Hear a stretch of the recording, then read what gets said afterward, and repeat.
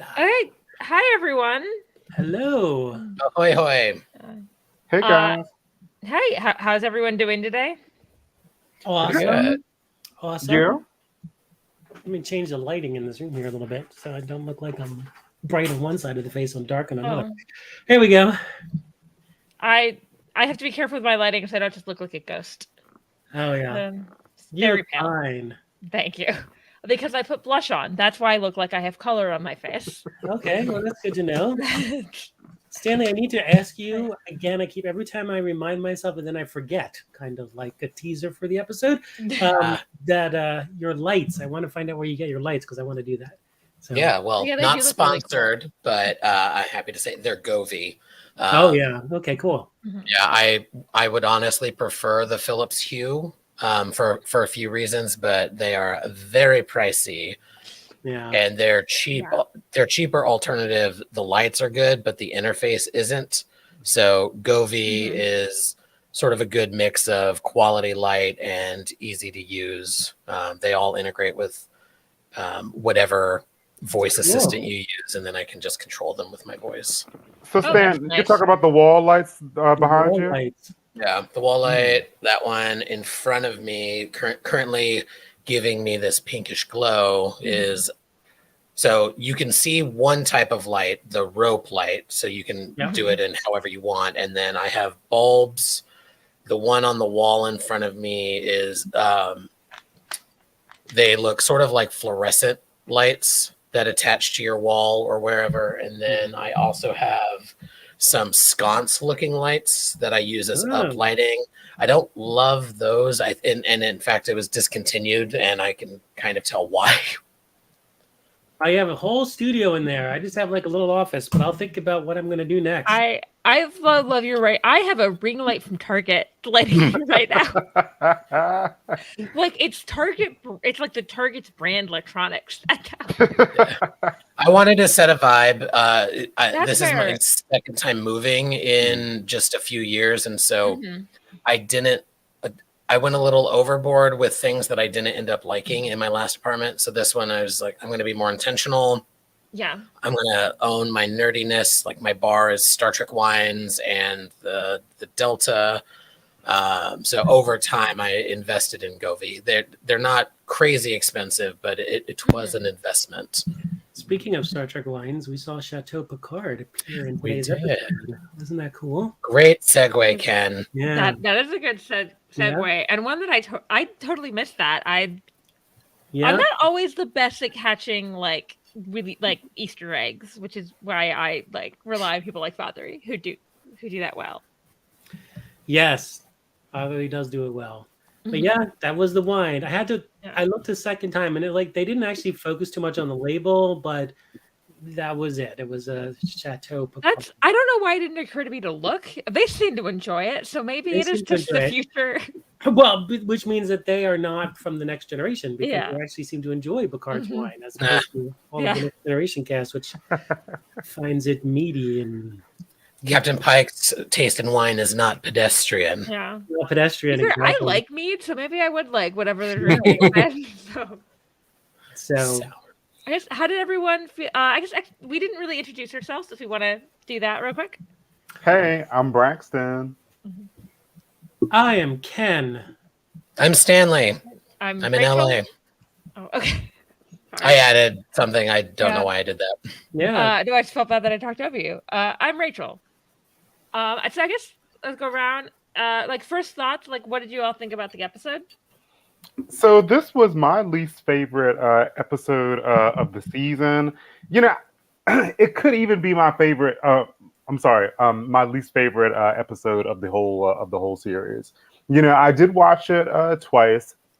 You know, I think about like how like the last few episodes made me feel. Like I remember like the first episode I thought was exciting, and then the last episode with La'an, you know, like I had some smiles, and you know, I felt a lot of things. You know, this episode didn't make me feel anything. You know, like I watched it twice. Like I didn't smile at all. Like I don't know. I just feel like I just didn't feel very much. I don't know. I just feel like nothing kind of happened. It felt just a little boring. I enjoyed like the setup. When the captain was like, "Oh, like Dr. Mbanga, you're coming with me." He's like, "Oh, like," and Mbanga's like, "Oh, like, well, you need a doctor for what is it like First for contact. this for first contact Yeah, mission?" Mhm. And he's like, "Oh no, like I need you." And it was like, "Oh wow!" I was like, "Oh, that's interesting." And then Mhm. he's got like Lon and the doctor together. He's like, "Oh yeah, I needed people who can really fight because we're about to go and do this thing." But I don't have the reference of the episode of TOS that this is based on. But I don't know. I just feel like I didn't feel Yeah. very much, and this is probably my least favorite episode I of would the say season. this is also not my favorite episode. I think I enjoyed it more on second watch. It was not exactly because I didn't feel anything. I watched it with a couple people, so I was expressing these as um I usually enjoy more people memory loss episodes when it's more like the Ortega stuff where it's like there's stuff going on, but it's like a fun adventure. The stuff that was happening on the planet, their memory loss played a little too realistically to me as like someone who's had relatives deal with dementia, Hmm. that I was like, oh, this is realistic in a way that's not fun. Hmm. Like, and I think I was prepared for that the second time I watched it, but the first time I watched it, I was like, oh, this is more upsetting than I was expecting this episode to be. Hmm. And like, but I was like, honestly, I think the performances were really good though, because they did make me like remind me of that in like a way that was realistic. But And those wretched sounds, they scared my cats. My cats, like, I thought they this up heard them before. and they just ran, dude. They were like, "Oh my god, what's that?" I know Aaron did not love the sounds either. What about you two? I had similar feelings. That I think. Well, let me. I want to be a more positive person in my real life, so let me start with the positive. I thought there were some excellent character moments. I thought the performances were rock solid as always. The show continues to be beautiful, even though I think this is one of the instances where the AR wall was a little distracting. Like I definitely noticed it versus like, nah, it's kind of there, but it doesn't bother me. I thought, like I said, great character moments, particularly with Ortegas and Mbanga. I loved that there was no, well, Vulcans or ex-Borg are immune to this thing of the week. It affected them all. I'm glad it didn't. I'm glad that it affected Una because I think other characters who have a deep dark secret or are like Saru, we keep finding out new and new things about that they abilities. So I'm glad that we didn't fall into that trope. But at the same time, I'll be honest, I feel a little bit like a hypocrite given my criticisms of past episodes, but even though that I love them more, this one, the thing that was rough for me is there was too much going on and people felt sort of shoehorned in. Like Uhura was there to be the one who got sick first on the ship, not which could have been anybody. I would have loved more for Celia to have. She's incredible, but it just sort of felt a little haphazard. And I didn't like that the ship and the planet, they're going through the exact same thing. And yes, it's a memory loss issue. So them not connecting the dots and not being part of the solution makes sense. But I kind of wish it wasn't the castle. Like I wish there was like that dude's crown, that all respect to the actor. I know shit's difficult, but the yeoman turned king, Zach. very one dimensional, like meh, very TOS random person of the week. And so if he had something, some kind of if he was the one with the immunity for some reason, so that the ship could be part of helping with the planet, like it was just all disjointed and there was too much going on. If it felt like they had 16 things going on in the same episode rather than focus on 3. And not having Pelia was, I think, a missed opportunity for a moment of brevity that this episode desperately needed. Yeah, I know. I agree with Aaron that I think the second half of the episode was better. I think it's because they started giving Ortega something funny to do, and I was like, "Oh, thank God!" Like, and I love that. I love that the solution was her remembering her skills. It wasn't. yeah, It wasn't some technobabble or anything. It was Yeah. just her being her. That was great. yes, I agree. What about you, Ken? So I am not going to be as negative as you guys are, and I'm usually somewhat negative as you guys are. I'm usually somewhat more negative about Strange New Worlds. So this obviously was a sequel to The Cage with Rigel 7, and they made a big point of the big speech in The Cage was when Pike was talking to Boyce.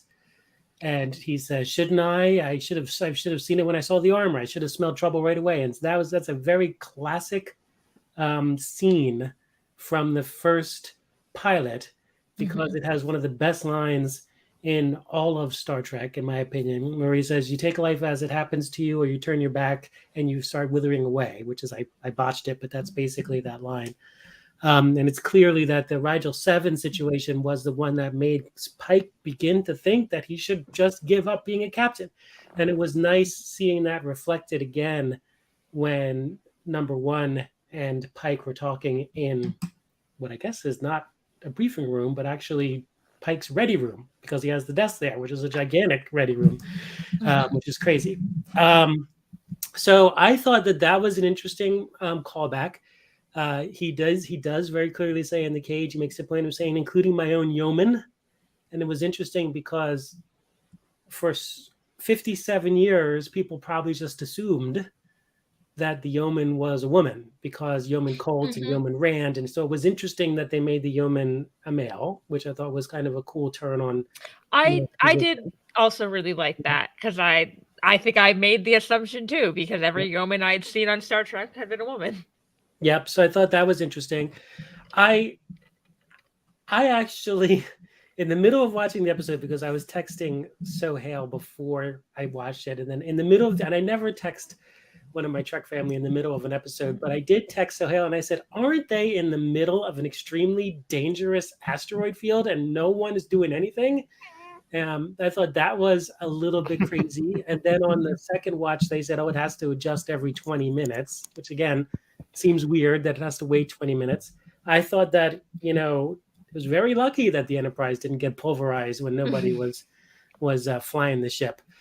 But I thought that was a bit of a strange thing. I did like the theme of saying that what would we be like if we didn't have our memories? And you saw a very different Christopher Pike when he was going after that yeoman, saying, I need my memory back. If he didn't get his memory back at that moment, convenient to the plot, he probably would have killed the yeoman. And that says something about Christopher Pike's character. And I saw some comparisons to this concept of, is this a parallel to The Enemy Within? When, is Pike losing his memories the equivalent of Kirk being separated and then having the evil Kirk being so nefarious, and with the stuff with Janice Rand and everything? Is that kind of what we saw here when Pike's memories were pulled from him? I also, being the TOS geek that I am, when Uhura went down and was taken to the sick bay and was losing her memories, the first thing I thought of, and I'm gonna ask the TOS fans in the chat, what's the one word I thought of when Uhura started losing her memories? Anybody? Aaron? Give me the word, Aaron. One word. One word. We'll see. Nope, that's two. Nope. I think I know what episode you're referring to, and I can't think of the word because I think I've only seen No, so that's it. Blue E. That's good, Aaron. But the word I didn't think of Blue E. I thought of Nomad. Same thing, same concept. When Uhura lost her memories. Singing. Tell me about singing. That's what I thought about. So, but overall, I thought it was an interesting episode. They tried to do too much.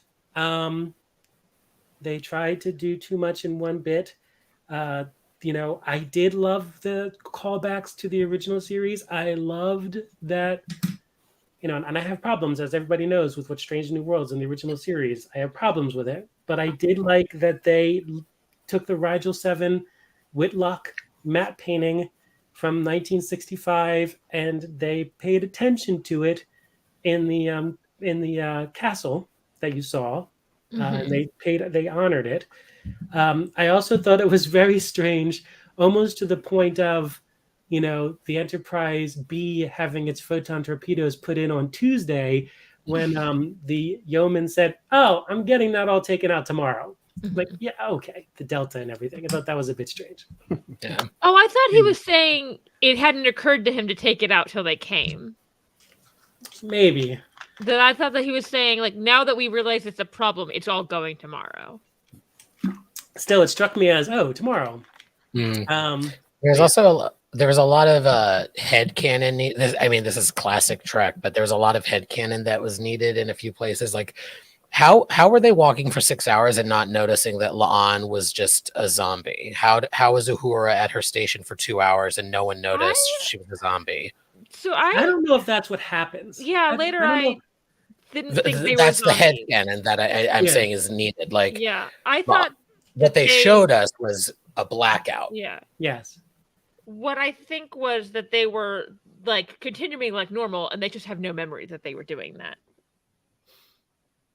Yeah, but those, in theory, they didn't explain that very well at all, and that's more of the, again, I was going to say 50s, 60s science fiction trope, but that's what they're trying to emulate a little bit here with trying to do a 60s kind of science fiction trope.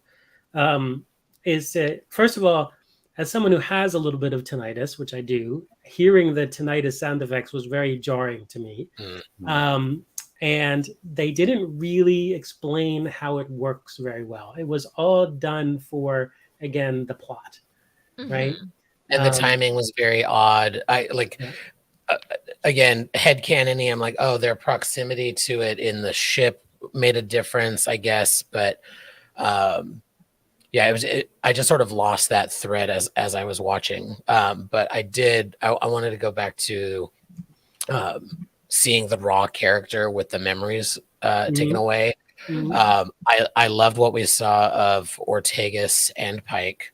And I'll explain the Pike's part in a second, because I know, like, I love that he was going to kill somebody. Sounds weird. I would have loved to have seen that with La'an, given the growth that we've seen from that character. It would be interesting to see even more. Like, La'an is the only new character that's actually getting a lot of character development in this series, and so there could have been a cool moment with that.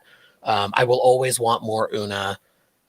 This episode, we got at least a briefing from her. I would have liked her on the bridge instead of Spock.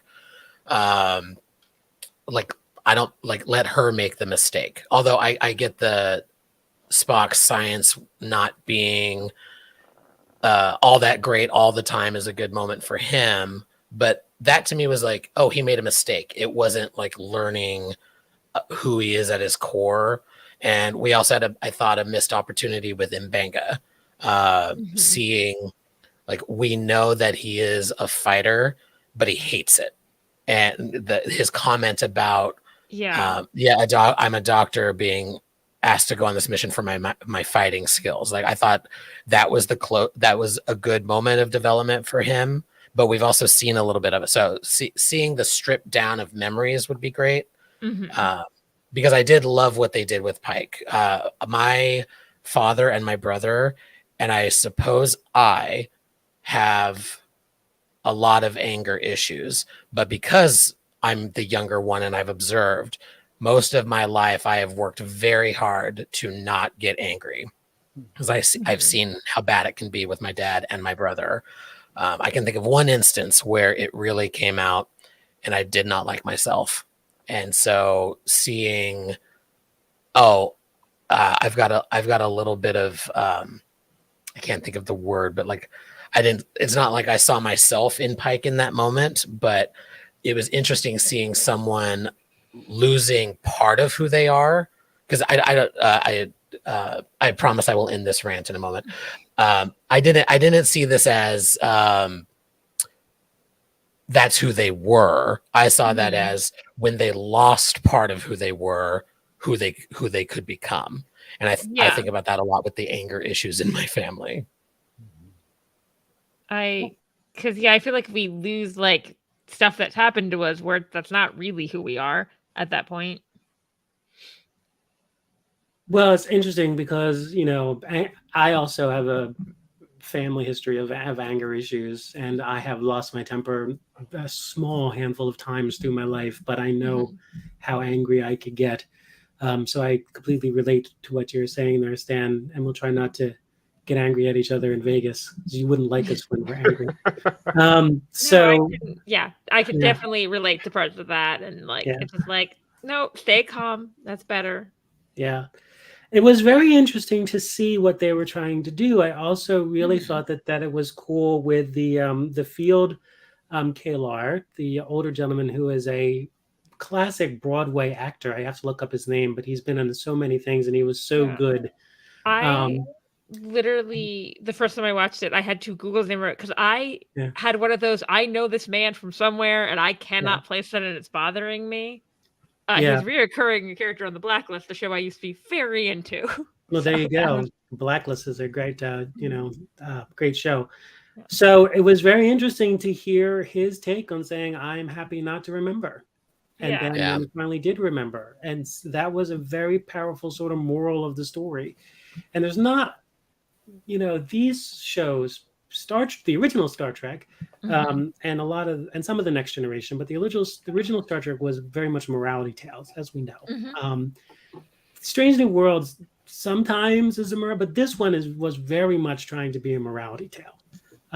And whether or not they got their point across the finish line well is another story, but you could see where they were trying to go, and I thought that it was very interesting to see.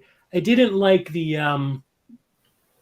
the lead-lined castle or whatever, and the idea that if they're wearing their helmets, it was very Magneto helmets and lead-lined castle. I understood the concept of it, but I was like, but also if it's lead-lined, aren't you going to start getting lead poisoning eventually?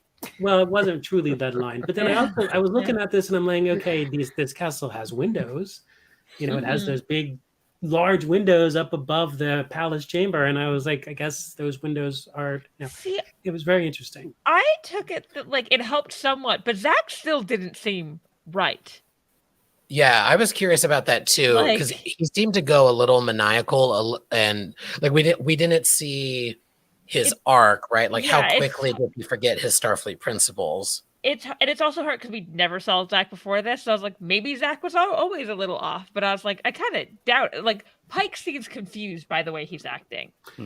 Yeah, I mean, he's the captain's yeoman, right? So to be named the captain's yeoman and Captain Pike's yeoman, you've got to be sensible, right? I mean, although you saw Yeoman Colt, and Yeoman Colt was a little bit of a horny thing, but so. And Stan, what is not Stan? Ken, what is a yeoman?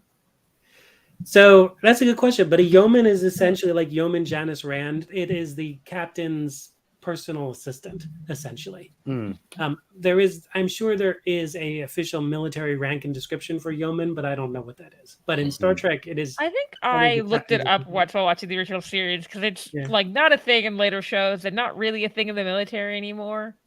I mean, that's not. I mean, ensign is also not a rank used in the real military anymore, but Star Trek still uses it. I mean, the most famous yeoman is Yeoman Rand, right? And so Yeoman Rand is the one from the first 12 or 13 episodes of the original series, and she was, pining for the captain, and there was that long story as to why she left the show, for personal story and storytelling purposes and real life purposes, why she left the show.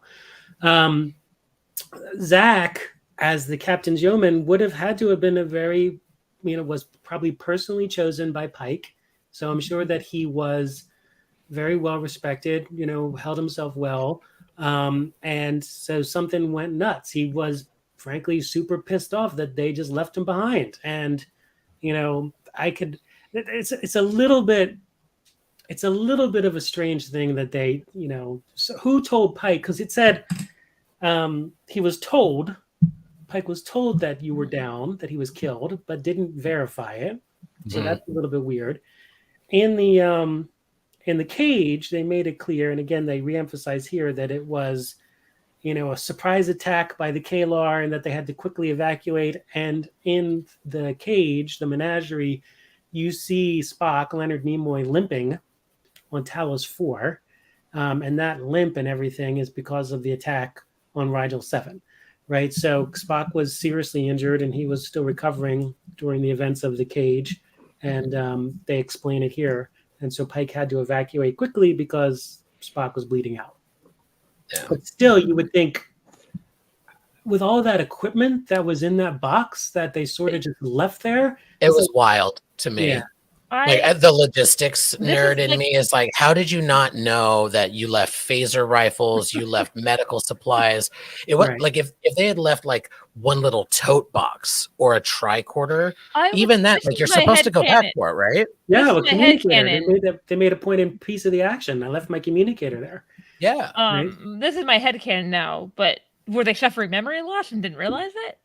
And that's why they didn't realize how much they left behind? But it would have come in theory, back, right? In theory, the memory loss didn't happen. That they made a point of saying that the Enterprise was only there for like a handful of hours the first time, and so they weren't affected by that maybe it did affect their brain, but they were like in the middle of being attacked, so like they didn't realize that what was happening. I mean, it's possible that the memory loss hit them and they just didn't know it, which is what Jill just said in the comments, which I think is, again, that would be a headcanon thing. They obviously needed to write this story in such a way, so they had to retcon what happened to make the story work. You could make the argument that the memory loss affected. I was like, after watching a bunch of people just constantly lose their memories, I was like, I believe that happened last time.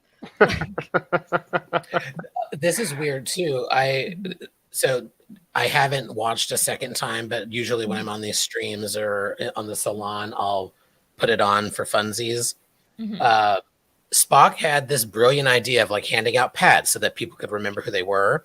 Yeah. And even though they said you keep your skills, at some point they forgot how to read. Yeah, that was strange. Like, why didn't he just like let the ship get hit by an asteroid? Her pad gets knocked off and she didn't know to look at it. Like that just felt super weird to me. If they introduced it and it was immediately useless. If Spock forgot how to read, then how did Ortegas know how to understand the Navigation Council? Yeah. Right? Enough to fire the phasers in such a skilled way. Especially that part. Because it's not like a steering wheel or a bike. I thought, for a second, and they didn't do this, I thought they were going to say, like, Spock was having trouble reading this because, like, his native language is, like, not Federation standard. But then they didn't say that. So then I was like, oh, okay, maybe that's not what they're saying. They just say they can't read and apparently can only interpret drawings. Yeah, no, they were able to interpret drawings written on the arm. And yes, what you're just highlighting here from Aaron is important, right? They would have known that, hey, why all this stuff is missing? Don't they have inventory? Mm-hmm. Yeah, I was surprised that they didn't just say like a shuttle got bombed or something. But I mean, I know they're Bronze Age, but like lit on fire or something. Yeah. And I'm not sure that I don't think they said either way in the cage, whether or not they transported to Rigel 7 or use the shuttles.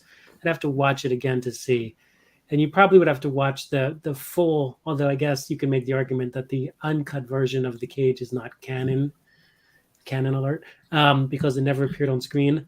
But I'd be curious to see if they make a reference in the cage, whether they transport. I think they did make a reference that they beamed up in Rigel 7. Anyway, they did make a reference about, he was in uniform. They were in uniform last time, which was true. Because when the Telosians recreated Rigel 7, Pike was in his uniform. Then he said it's happening like it did all over 4 weeks ago or whatever it was, or 2 weeks ago. So I'm glad they didn't replicate the Kalar's crazy teeth that they had in the cage. So, yeah, that was better that way. And I know you said this earlier, but this episode is, in fact, all of Strange New Worlds is post the cage, right? It's several years later. Is that right? Well, so it basically establishes it now, because Rigel 7, I believe, I can't remember if it's 2 weeks or 4 weeks. Or 10 days. This is happening 10 days ago. Pike says this is just as it was 10 days ago, I believe. the people in the chat will correct me if I'm wrong, because when the Telosians recreate Rigel 7, Pike says this is just as it was 10 years ago.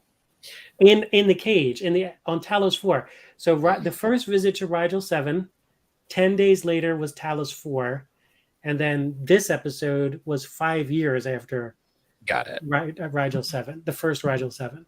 So I think that's the timeline. Honestly, hi, Michelle. Hello, Michelle. Hey, Michelle. Hey, sorry for the lateness, but thought I'd pop in. No Michelle, problem. I was thinking about you when I wore this shirt Yeah. because here we have we have Beverly. Oh, I can't even see, but thank you, Ken. That's amazing. Oh, it's like the mirror universe for Yeah. TNG. Oh, I that's love great. that and wish we got that. Thank Stan, you. Ken, that's a great shirt, dude. Thank you. Pretty awesome.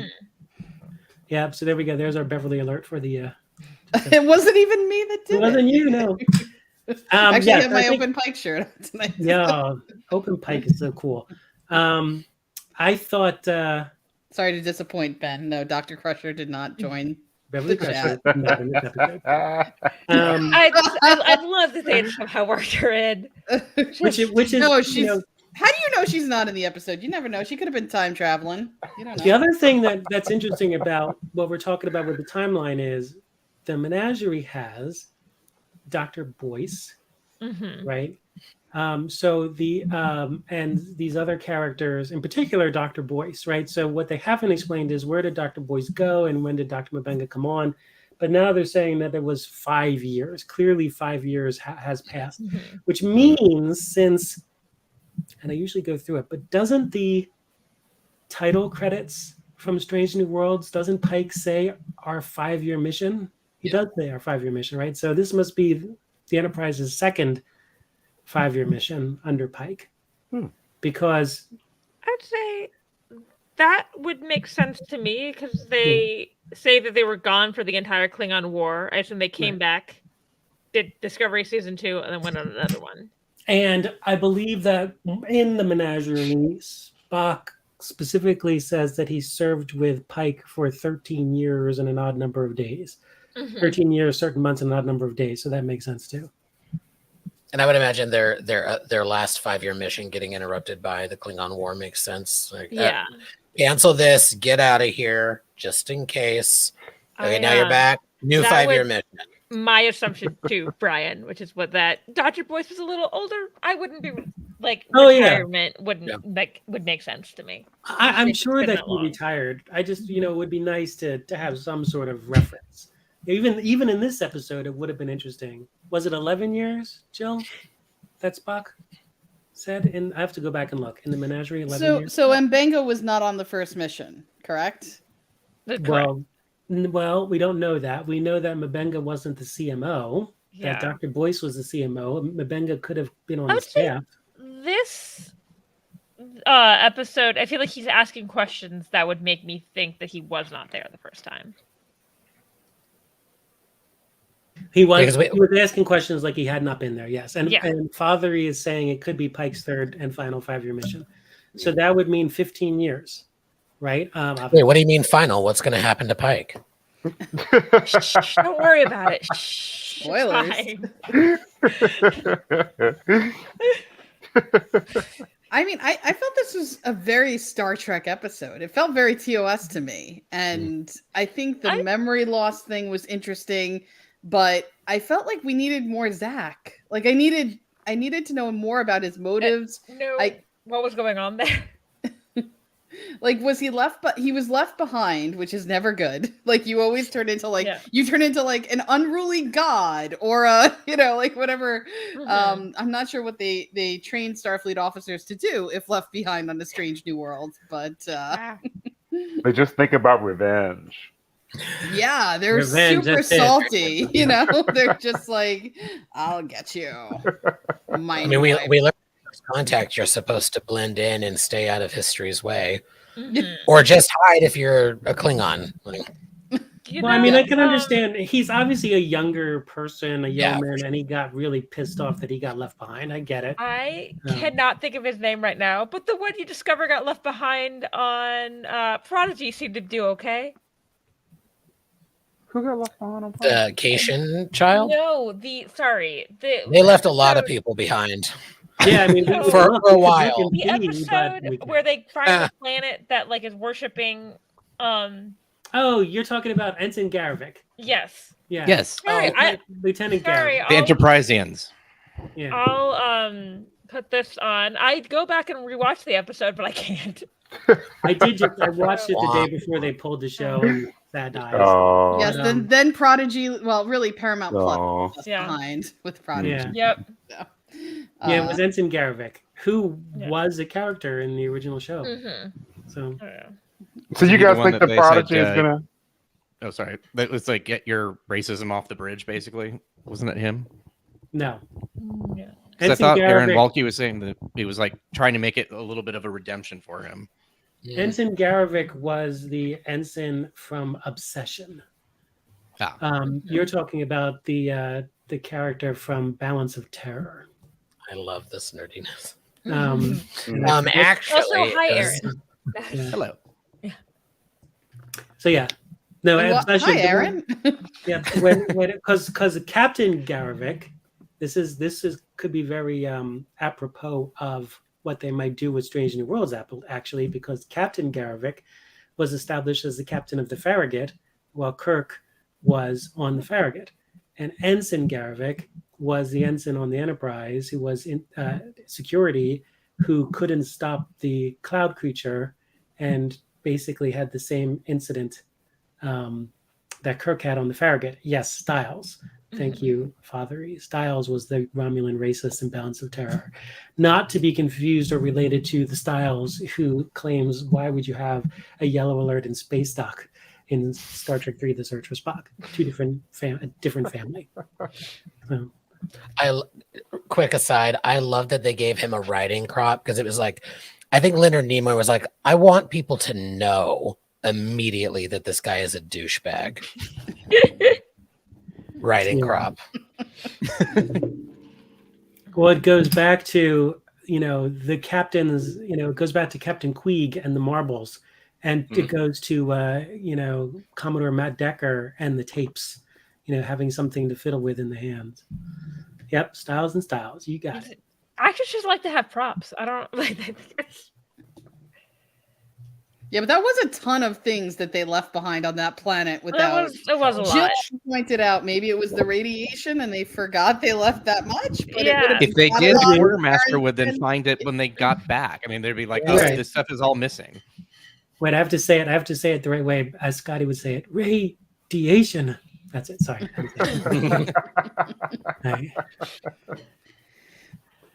But I mean, it was an interesting episode. I don't know.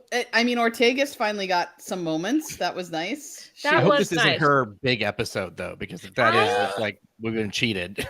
Yeah. Yeah, I don't feel like we got to really know Ortegas as much, but we did get to see her be awesome.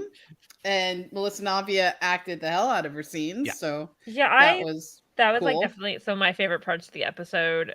And again, because I was like at the point I was like, I need something fun, and I was like, oh, thank God, something fun.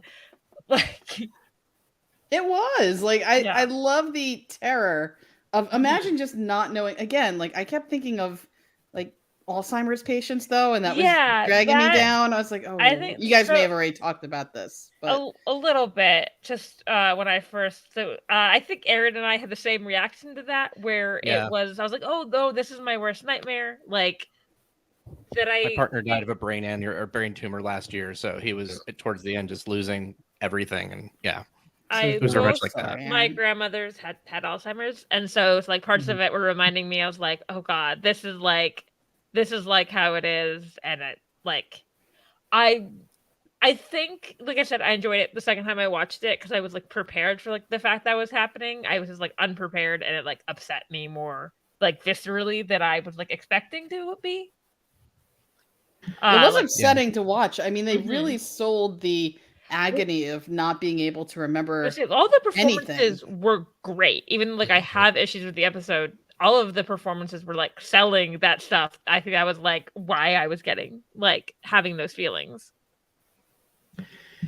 It's a very good point, Jill, about imposter syndrome. Mhm. It's very interesting to see Ortega's sort of freaking out. It was also interesting to see her interacting with the Enterprise computer in the way that she did. I thought that was that was really cool. That was fun. Although I kept saying to myself, the ship is in the middle of a really dangerous asteroid field. This ship is going to get pulverized. What is happening here? So that drove me a little crazy. It's a big plot hole, but anyway. Ship should have asked somebody, "Hey, can you fly me out of here?" Yeah. I was like, please help me. Why are you all just walking around? It was a little weird that she was like, the computer was like, "Would you like to plot a course?" And she didn't just say, "Yes, actually, get us out of here." Like, because it sounded like the computer could have done that, which I don't think. I was also like, can she plot a course from her bedroom? Because that changes the whole game. Can she work remotely? Right. Like, Work from home. TNG they could. But could the Enterprise have just gotten itself out of that jam, or is it not that sophisticated of a system? It's not supposed to be, right? Like the Enterprise D is supposed to be like, I remember that line of like the ship basically flies itself, unlike our original series Enterprise. Okay. No, the ship. So it depends, right? Because how many people depends on plot. It depends on plot, exactly, right? Because again, the Enterprise, they were able to fly the Enterprise in Star Trek 3 with just this mocked up thing from Scotty on the bridge, right? Until it got blown out. So in theory, you shouldn't be able to, like, it really depends, because in Balance of Terror, they needed the phaser control room to fire the phasers. They couldn't fire the phasers from the bridge. They had to fire from that control room.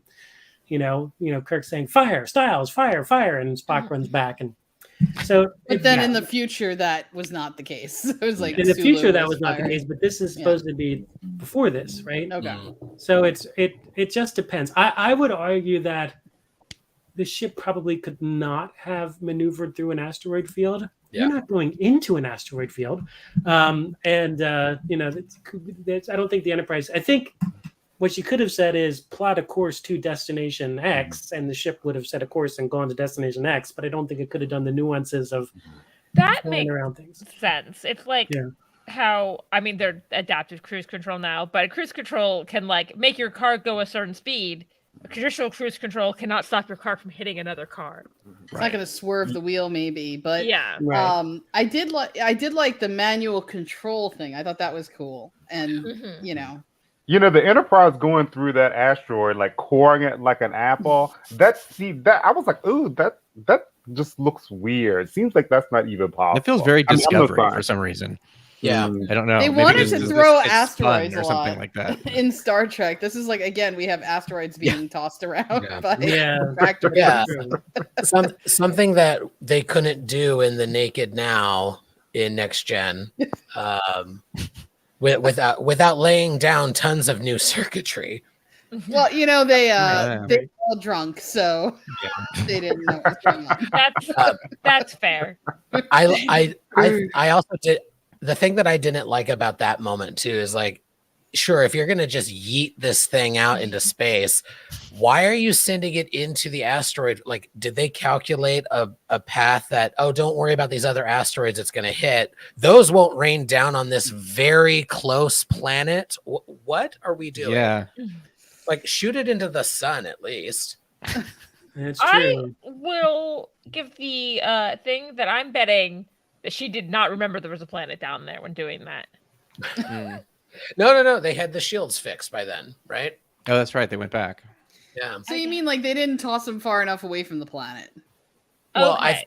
No, because the other the shit was in the debris field as well. It wasn't just the asteroid on the planet. That was what was messing with people on the planet. Mm-hmm. But then the asteroid field itself was what was fucking with the Enterprise crew. Right. Sorry, Yeah. I shouldn't swear on the stream. Sorry. But it seemed to happen at the same time, right? Ask It Father seems about like that. I don't care.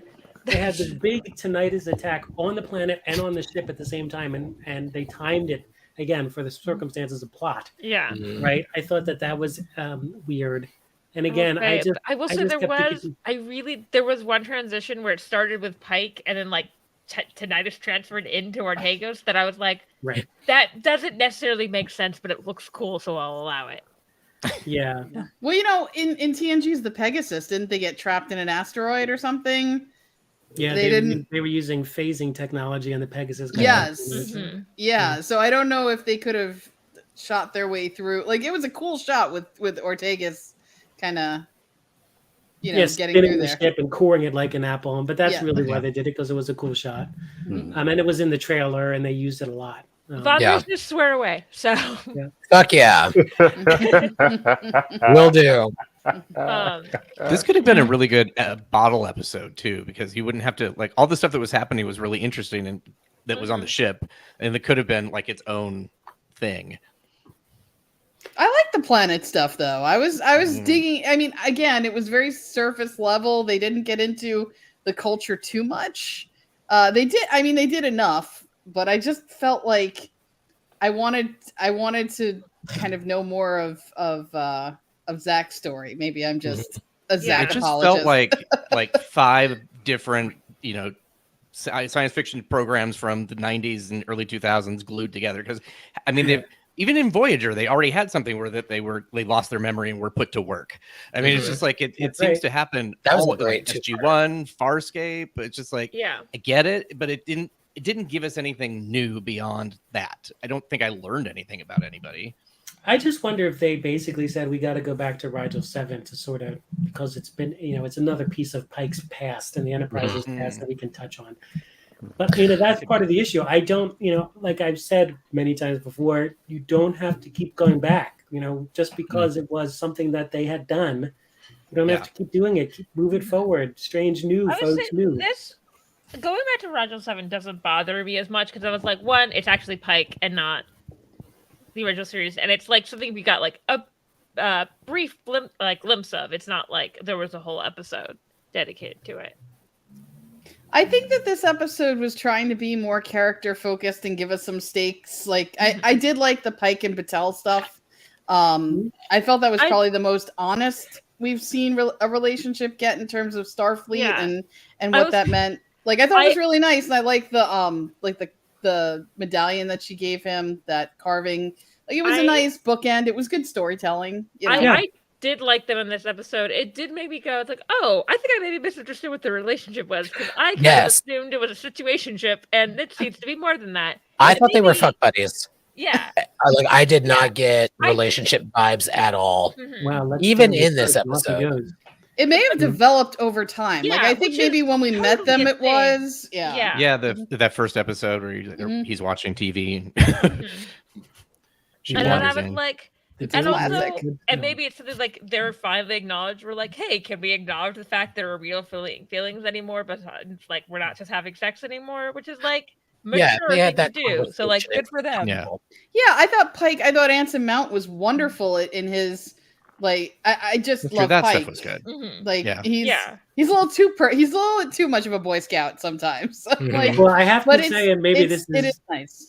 Maybe this is TMI on my part, but the whole conversation about, you know, you're getting too close, you're going to sabotage it and push people away, that hits kind of close to home. So it's good to see that other people do that. Yes. And this is my personal taste coming out. I think Anson Mount does like romance scenes really well. So it's like that part. I was like, yeah, I'm buying this part. Like, yeah, they're both sexy as hell, and they have chemistry. I just have not gotten anything other than fuck buddy vibes until this episode. Which concerns me. I'm concerned that they're setting up Captain Patel to be killed later. Yeah, because we know Pike's future. So like, what if? Because he's going to end up with Vina, right? So. Yeah, well, I mean, maybe she eventually goes to that planet too. You don't know. She wasn't there when he was kidnapped by Spock, you know? So maybe she just changes her name to Vina. Or maybe dyes her hair. I'm worried they're going to kill her off, and that's how Pike ends up fleet captain. Because she's next in line for it, we learned today. Oh, I think you probably are right, Dan. Oh, I like Patel too. Oh, I know, I do like her. They always seem to kill that type of character off in the modern Star Trek. I don't know why, but it's always like just fridge the love interest. Yeah, I don't know. Yeah, it's frustrating because it's like, what was the the admiral in Discovery. Shoot, I forgot her name.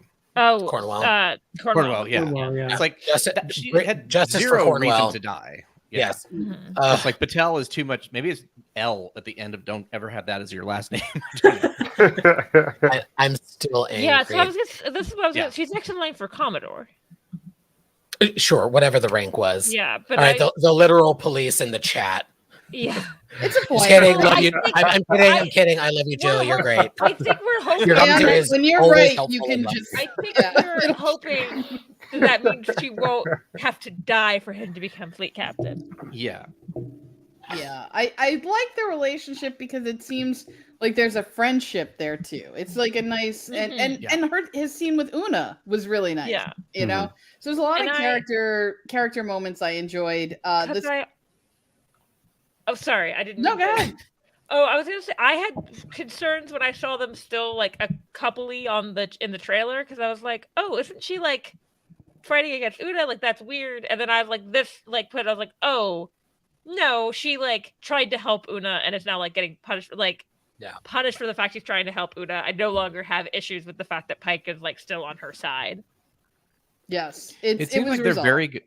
They're very good at choosing people who have like chemistry with the other person they're working against. Like I've noticed, Mhm. like compared to a lot of shows, it's like, oh wow, these people all really work together well. Star And Trek even is if they're not always saying anything cast terribly very well. interesting, at least they Mhm. look like they're engaged in it, whatever they're Yeah. doing. They look hot doing it. That's the Yeah, exactly. Yeah. I'm concerned about that asshole Vulcan though from the second episode. Yeah, what's Well, he's the one who messed it up. yeah, him and Yeah, he's definitely coming back, right? Like, there's no way he's not. Like, yeah, I like that the Badmirals in newer Trek are Vulcans. I believe it. It's They certainly true. felt like an Enterprise. Yeah. I think Yeah. Very well. Yeah. Then who was the logic extremist in Discovery? I Adam would say, Pasak is this one, right? Yeah. oh, Yeah, I think so. I know. Patar. I think it was Patar. Mhm. You're saying Captain and Jag Prosecutor is a weird combo. This might be like me just knowing way too much about the military because my father actually was a Jag in the Air Force. Really? But Awesome. there are, I mean, I'm sure there are in the Navy because Captain's a pretty low rank, a much lower rank in the Air Force and Army. But like my dad was a colonel and there were like generals above him. And colonel is about equivalent rank to captain in like naval. Well, also in Measure of a Man, wasn't the person who was ended up going over Data's case? Wasn't she also a captain? But she was the JAG person. Captain Laval. Yeah. Captain Yes, I think Laval. But he was stationed at the Yeah. base. That kind of made sense to me. That's Her being the fair. captain of a ship, unless it's like Mhm. if you don't have any like she's roaming the galaxy for different cases to take, and when she doesn't have them, she'll catalog a binary star system with her That's- boyfriend. fair.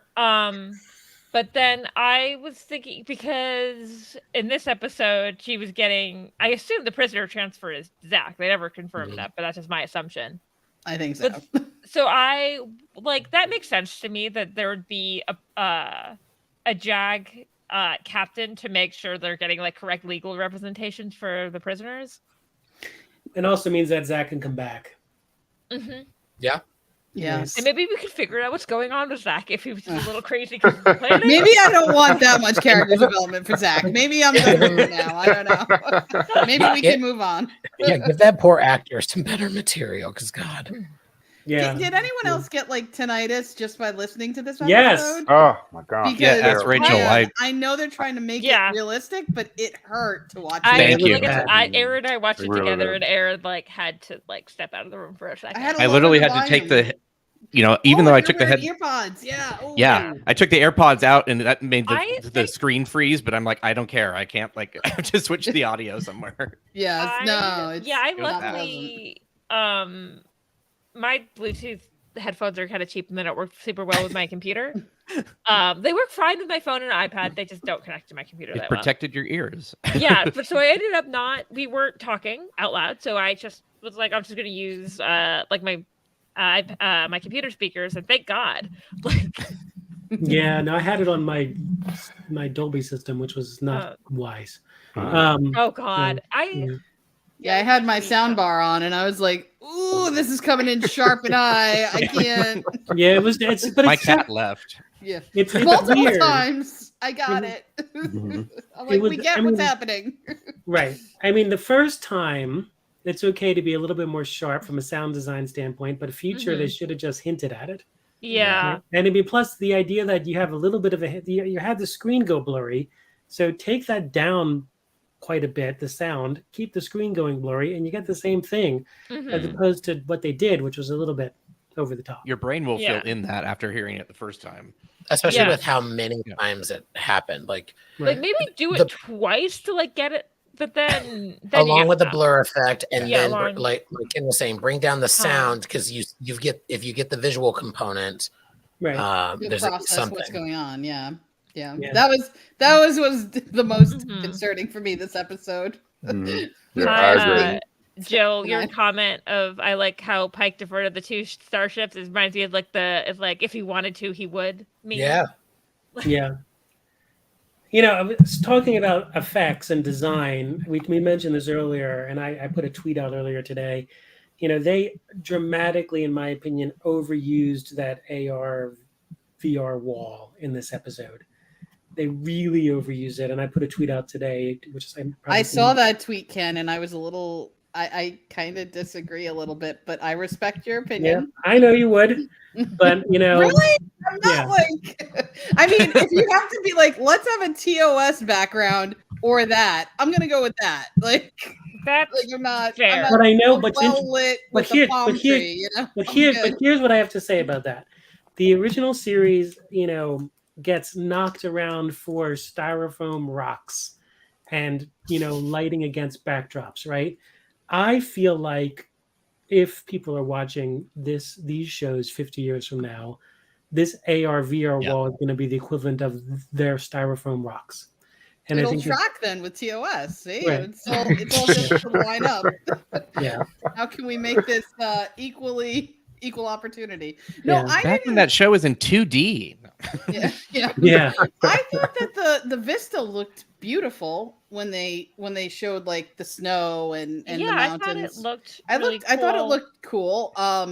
Like versus like TNG map paintings, which were gorgeous for the time, and like that's the thing. Like for the time, like I really think for the money that they have and the time that they have to shoot these, this is probably the VR wall was probably their best option to get it done within budget and still make it look decent, because it's like they're shooting a movie every week. I understand. I just feel like you could shoot closer where you wouldn't get the entire, like you don't have to always see the big use the entire thing. Exactly. Yeah. Mm-hmm. Just tight on the face or tighter. Like just with the aspect ratios of TVs now, like extreme close-ups don't work as well as they used to. Because and some amounts of pores coming through, you know. Yeah, the HD makes it like, hey, you want to see how gray his hair got during Discovery? Like he's got a paper cut. How did that happen? Like, right. Now Joel makes a good point. If you're going to use the AR wall, don't make the AR wall so dominant in the scene. Make it in the background. Yeah, that's what I'm saying. That's right.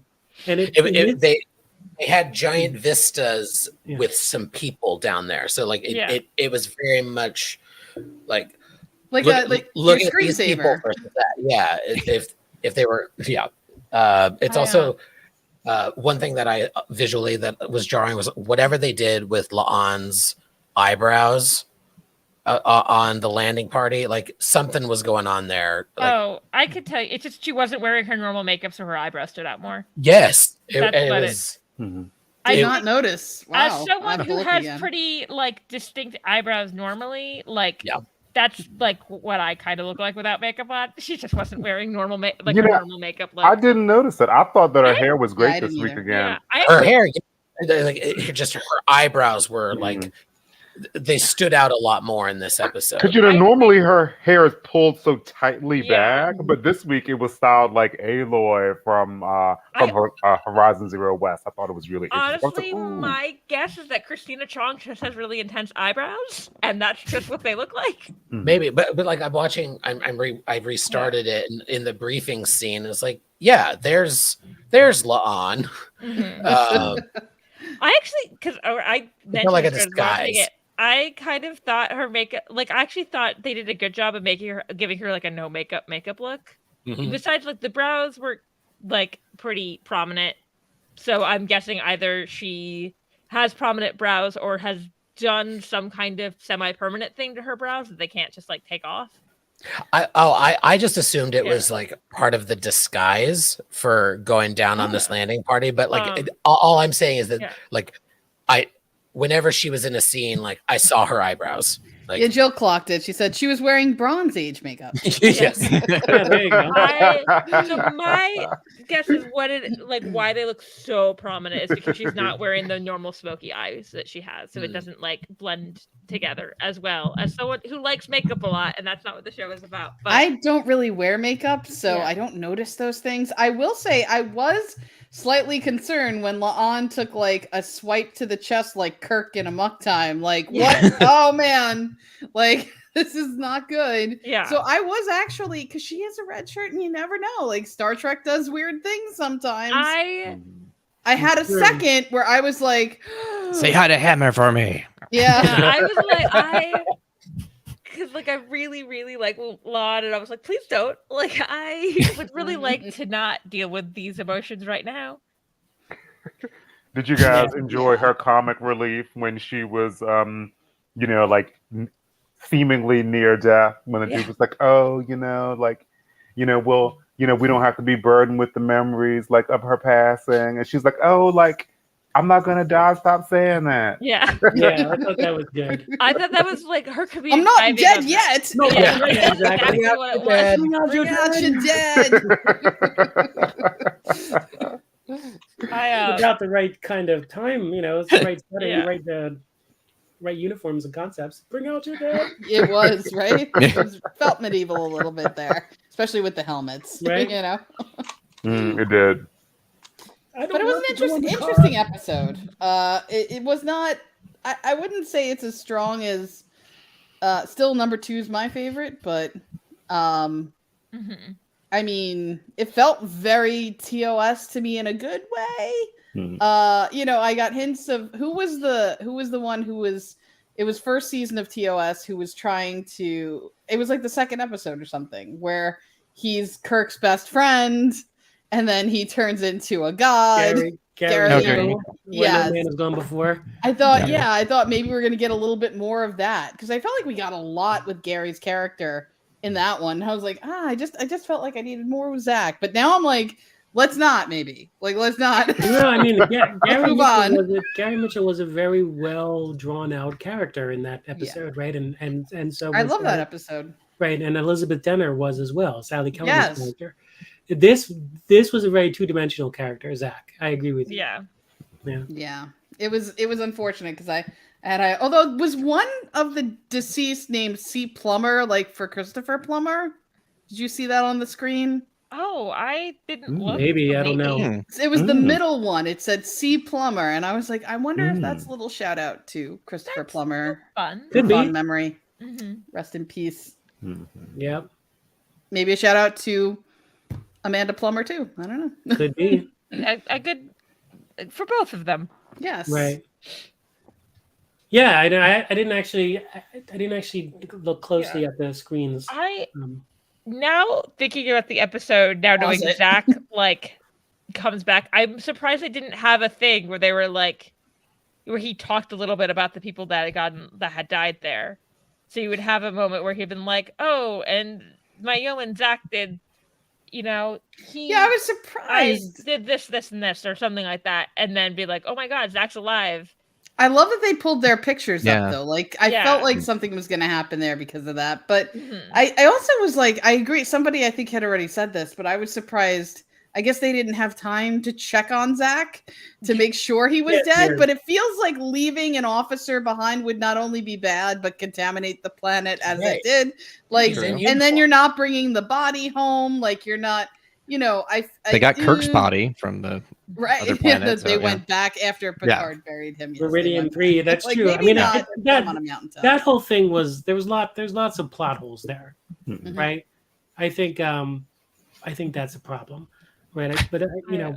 I think that the setup for this episode was problematic at best. And Spock was bleeding out, but I mean, I guess that was the reason they didn't go back for that. Wouldn't they have scanned the planet and at least tried to bring up his remains and the equipment? Well, I think they did make some sort of passing comment that they couldn't scan the planet very well, and they had to come in and actually take the photographs. radiation probably affected that. Yes. So, I'm surprised the radiation didn't mess with the Well, it did mess with the that's why they had to shuttle down. That's right. And transport. Yeah. Which also feels like they're semi-aware of the issues with the story, and they're trying to kind of fix it with technology and plot. And it's like, maybe not tell this story then. Well, let's not go there, right? Let's not try not to tell the story. Well, I think even in Picard season 3, they mentioned Rigel 7, didn't they? Or they did. Rigel 6. Rigel 6. Rigel 6, and when Riker and Picard were sitting at the table in the first episode, and he's like Rigel 6, and he goes 7. Which why did they go back there? You know. Well, I think there's also like a good idea. I think there's also a reference to Rigel 7 in Deep Space Nine, where they make a comment that Rigel 7 is like a vacation spot. So something's weird. You know, maybe it's you can like go and forget all of your troubles. Yeah, that's right. What is that? Medieval times. Live in the moment. They started medieval times. Exactly. Remember Starfleet now. Like they can't decontaminate the planet now that this episode. Yeah, happened, and they also like they said they took the asteroid off, and they're like that's what Spock is like.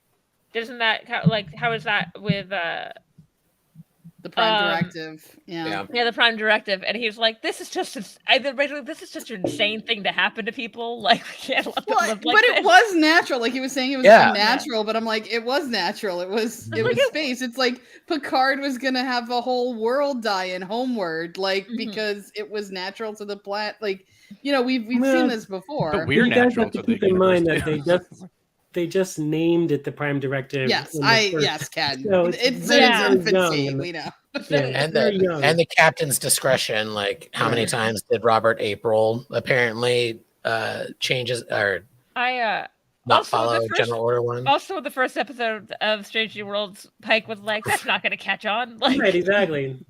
We're going to call it the Prime Directive. Yeah, right. Yeah. That'll never catch on. Yeah. And then shows an entire planet his ship. Yeah.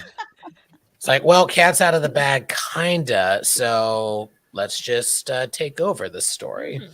Right. Which actually, this is something Who's interfering? I'm just taking over. Something that I think the Orville, I like the Orville universe's version of the Prime Directive a lot better than the Star Trek one, because I think the Star Trek one is a little immoral. But it's a fun ethics discussion. Mm-hmm. But in the Orville, it's like, oh, you could even communicate with alien races. We'll show up and open up a dialogue, which makes sense. Yeah. To me. Well, Zach's family got some, we got some good news and we got some bad news. Yeah, exactly. Can you imagine? Honestly, at this point, they just be like, he's alive. Like, your son's alive, but he turned into a megalomaniac, kind of maybe murderer. So, honestly, in the Star Trek universe, if no one's been missing that long, they're like, we found your son alive. Oh, what planet did he take over? Yeah, you're like, okay, he's gonna be on that penal colony. When can we go visit him? What weird powers did he develop? Exactly. These things happen. You know what? We liked it better when we could remember you in just normally as a hero. Now it's like, now you're off to where was Tom Paris? New Zealand. New Zealand. Yeah. Now I have a dedicated that the entire everyone's friends and family on Voyager was like, what do you mean they're just stuck out there? No one has weird powers? Like, I love the chat right now. Everybody's dunking on Zach. They're like, Zach's at it again. Zach's mom. Zach, there's New Zealand. Zach, get promoted to you should have seen Zach when he was a kid. What a little scamp, you know? Here it comes. He took over the neighborhood. He used to play medieval times all the time. No surprises. He just took over a culture? Oh, let me bake him a pie. So cute. You know, maybe Pike will cook him his mom's sauce, you know? That reminds me, there's a all entertainment trope. It's not even in Star Trek. Something that has always bothered me is anytime you see a scene with someone cooking, like the ingredients just never seem right. They're like, we need business happening here. Like, he's nearly done with this meal, and yet there are full tomatoes still ready to go. The bread is there. Like, Oh, see, this makes sense to me because I have ADHD and forget to clean up after myself. oh, me too, for sure. Yeah. But like, I just feel like he's it's such a great staged. chef. Yeah, it's Yeah. very. It's the staging. Like, it doesn't look like he naturally just finished cooking. It just looks very staged. Look at these ingredients, looking perfect. It's very. It's giving influencer vibes. Oh yeah. I wonder sorry, if the name comments are Zach- getting me. You think- My own cast system score. You think the name Zach is a reference to Saved by the Bell? Because I would be down for that. Like, No, See, my I God. definitely the ego that Zach Morris had. There was a podcast If he called had- Zach if he Morris's had Trash. randomly It's been- really good. Oh, I've heard that. Yeah, I've seen the YouTube videos. Zach Yeah. Morris is trash. If Zach had randomly been able to stop time and then just like Time out. yeah, If I could Sure. turn back time. He just erased people's memories. That's a Yeah. form of time travel, Yeah. right? You lose your memories, Sure. then recover them back, so you have to travel through everything that you went through. I don't know. Tomatoes are beautiful, Jill. That is correct. tomatoes are legitimately one Delicious. of my favorite food. I will eat them Mhm. raw. I just want tomatoes. I make I my just own wanna see nothing salsa but like groceries. every other day. Oh, he's prepping for the morning. That's what he's doing. He's leaving. You know, gotta have that food Oh. ready. You're gonna need. Or omelets and stuff. I'm assuming they're spending the night engaging in whatever activities they engage in, whether relationship or fuck buddies. They need Playing energy video in the morning. games. There's a Yeah, they series. Star up Trek. all night talking. Let's be real. Well, friends, I've got to dip out in a moment, so I just wanted to. Yeah, we should wrap up. We got a Yeah. salon and stuff a little bit later. What? Captain Does Tim. anyone have any final thoughts or anything like we missed to talk about? Do they want to talk about? Do you want to rate Pike's it? hair was peak in this one. Enjoyed that. Pike's hair was great. Yeah, let's Yeah. go ahead and rate it. If Pike's Peak. All right. Do you want to go? So I would give it. I forget what I would give it. There. That's my review. Yeah, I'm gonna give it a 7. I think it is, ironically or not, a somewhat forgettable episode. This is an older Trek with 26 seasons. This would have been like, this is a filler episode. There's some good stuff in it, but it's not a standout. So I'll give it a solid 7. And I'll just reiterate, I loved the character moments, the performances. It was beautiful, but I think there's just too much going on and not enough attention to one or two things happening rather than all of them. And so it gets a 7. And with that, I got to dip out. Thanks, everybody. See you next week. Thanks for man. coming. See plenty of y'all at 7 p.m. Pacific for the salon. Thanks, all. You know, I think that I'm in the same place as Stan. I think that I would give this episode a 7. You know, I think that what it was trying to say to us, I think it was trying to say to us, live in the moment and value now. And I think that I got that from it. I thought it was really deep when the doctor was like, when he was talking to like their god on the planet. I forget what his name is, the Kalar guy. And he's like, oh, like, don't you want to know, like, why you're sad? And the dude was like, oh no, like, I'm afraid of the pain. I thought that was so deep, dude. But I thought this was a solid episode. After talking to you guys, I appreciate it significantly more than I did earlier today. I think I do as well. But I like having people's different perspectives. Yeah, the perspectives made me appreciate it more. Cool. Yeah, I would agree. I'd give this a 7 out of 10. 7 out of 10 radiation protecting helmets. It was like there were just a lot of plot holes, but I absolutely loved the acting and the characterizations, and I love the show. Like I love this cast. So I was digging it. There's some parts of it that I can't I'm like, oh, it's if I rate it too high, then where do we go from here, right? So 7 out of 10. Where do we go?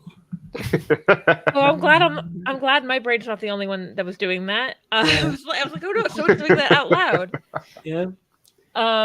Aaron, what? I think 6 out of 10, and probably what's stopping it from being 7 is the use of those tinnitus sound effects. Honestly, just like there's some really painful, like unnecessarily loud sound effects. Like I want to rewatch it, but I'm afraid it's gonna blow out my ears again. So it was. I kind of when I did rewatch it, I was like, oh, I'm gonna turn the sound down a little. Good thing for subtitles. And I think part of it is just that it's so many tropes kind of glued together into one episode, and I know there's an homage to TOS, and then there's just like taking everything that's just ever been on science fiction, and kind of putting it into a pie, which is sort of almost like the sauce Pike was making at the beginning. Yeah, exactly. I think they were moving more to, like Braxton said, like there were definitely moments where I felt, oh, this is going deep a little bit. And the connection with memory and how important that is. I think that's. But it was so tenuous that it would just disappear again. You're like, I know, okay. like their there wasn't memory. a point to it. I guess. Yeah, exactly. Well, I mean, I think they kind of nailed it though. I think they hammered it home at the end with talking to the field Kalar, and I think that point about your memory, there's lots of times where how many times do we wish we could forget something, right? How many times do we wish we didn't have to think about that ever again, and then not realize that, we are, we need our pain. It's the thing that makes us who we are, as someone once said. So, that's interesting. So my actual rating is probably 5 out of 10. So interesting stuff, but I've seen better. Yeah. I think I'm right with like Aaron and Braxton, somewhere between a 6 and 7. I'll go 6.5 because there are parts that didn't necessarily work that well for me, or like I said, I did like it the second time more because I was more prepared for the memory loss stuff is going to make me slightly uncomfortable. They also utilized the whole cast well too. Yes, I did like that. Yeah. They did. It actually once remembered it was an ensemble. No Pelia. Actually, question: is Pelia main cast or is she reoccurring? She's a guest star. She's a guest star. Okay, so that makes sense. That she's not going to be in every episode then. Right. Yeah, she's like Guinan. Yeah, she's like Whoopi Goldberg. Yeah, exactly, and especially because I was like, I can't imagine Carol Kane has the time to come and do every episode of the season. Right. But I did really enjoy the performances, even if I like had story issues with it. I enjoyed like everyone on the main cast was doing really well, and I really enjoyed the performance from the field. You just said the name of this alien race, and it just went right out of my head. The field Kalar. Yeah. Yeah. And I did like have that moment like, where do I know this guy from? But I was also like so like taken in by everything he was doing and bringing that I was like, I'm having issues with this episode, but also I care about this guy, which is like hard to do, especially in an episode I wasn't like not 100% in on. Well, but I did really care. What's in as you're mentioning that, Rachel? One thing, just as my last thought is, one of the things that they tried to set up in the menagerie was that Boyce was this mentor to Pike. And so this guy, the field Kalar, struck me as almost mentoring. In fact, he says, "You're like my son," mentoring Pike. And there isn't anyone in the cast that is set up to sort of be that mentor to Pike. Kinda, sorta, Una, but not really. Yeah. That was my favorite part of the cage is Boyce, and I'm sad that we're seeing some Boyce erasure. Like, let's bring Boyce back a little bit into this because he was obviously important to Pike's journey. Maybe he'll be a guest star or something. I would love to see Boyce as a guest star. But doctors are important on the Enterprise. What can I say? Michelle, I had no idea you had that thought. See? I know. It's shocking. Yeah. I think if we had more episodes per year, I would probably also rate this a little bit higher, too, just because it's taking up that thing. I think I'm probably more forgiving of like a mid TNG or TOS episode because I was like, but they were making 20-something episodes a season. This, I'm like, oh, but this is one of 10. Yeah. Yeah. With that comment with Pelia, do you think it would have taken her longer to remember or forget because her memory is so long? Yeah. That's interesting. That's probably why they didn't go there. They're like, Probably they're like, let's be a little bit more not- complicated. Mm, I'm glad there wasn't like, It's like, I but always this one forget isn't everything. affected. You yeah. know?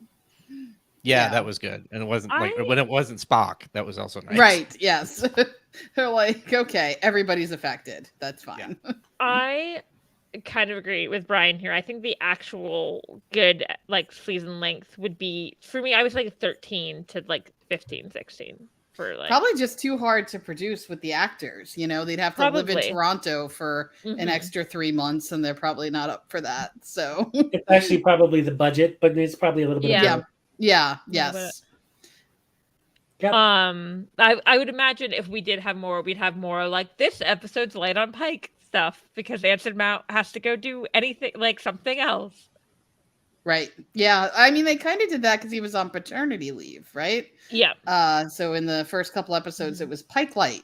yeah. And again, It was I'm nice to sad see him finally back in the Yeah. saddle, so to speak, a little that bit. I do really like that was the reason that he was gone. That it's like, yep, like fathers deserve as much time off. Yeah.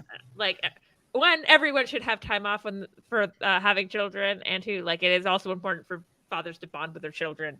Mhm. Yeah. Yeah. Yes, it is. Also, and Benga's comment about how doctors love to be recruited for their what is it, their fighting skills or skills. whatever. I was like, Yeah. wow, I feel like there's a lot of connections to Picard indirectly in this season. Yeah, the other thing that, and not to keep this going, but the other thing is that we haven't mentioned, which I thought is kind of cool, was how the Galileo, the design of the Galileo paid tribute, especially the exterior design of the Galileo paid tribute to the TOS shuttle, and even the interior to some degree with the position of the door in particular, paid tribute to the interior of the Galileo. So I thought that was kind of cool. We were like, oh, it's the flying room. Yeah. It just feels like Yeah. that layout. Yeah. Yeah. And with that, that's what I think- got to say. Yeah, I think. And does anyone have anything to plug or anything like that? I don't know. Crush Your Convo. Not Strangely Worlds related, but we just came out with a new episode this Sunday. If you want to take a listen to One, it's Star Over Trek there. related, and two, I said plug anything you've got going on. It doesn't need to be Star Trek. A moment, like the salon's coming up in about Yes. half an hour. Yeah, That's cool. Stan and Trev's salon, which is a lot of fun. And then I spent all night last night trying to move my company, talk about it onto Threads. So you guys have heard of Threads? by Oh now? yeah, that's another. It's already people are already like, nope. Yeah. I did it. I moved to Threads, and now everybody's like, actually, I have a Threads Yeah. account. It's like going the way of Hive and Mastodon and all those. other Blue ones Sky trying to seems keep pretty good. Twitter. Like a lot of Star Trek people are over there. Yeah, I'm trying to There's a get over to lot. Blue Sky. I You need an invite to Blue Sky. I Right? know, it's Yeah. crazy. do. And they're Well, trying to I've- like bring people in slowly so it doesn't crash the entire thing, which is I Right. appreciate that. Hasn't been I rolled do. out fully yet, right? There's no No. DMs and No. There's anyway, no off DMs. topic, but Yeah, yeah, yes. I'm on Blue Sky. I'm trying I'm to still find a using Twitter home more on than, social like- media now. yeah. It's not Twitter. No, the two social medias I use the most are Twitter and TikTok. I guess I'll see which one of them goes away. I didn't choose well, I guess. I guess yeah, that's where you usually could find me, Twitter or TikTok, as long as those both exist. Yeah. All right, folks. Well, I'm going to pop out. I appreciate you guys. Thank you, Rachel. All right. Yes. Thank you, Tex-Trek, for hosting Yeah. us. And I'll see you guys next time. Yeah. So you One can. cross for So you everybody. guys. See you guys. Bye, Okay, Ken. bye. Bye, Ken. Bye, Rachel.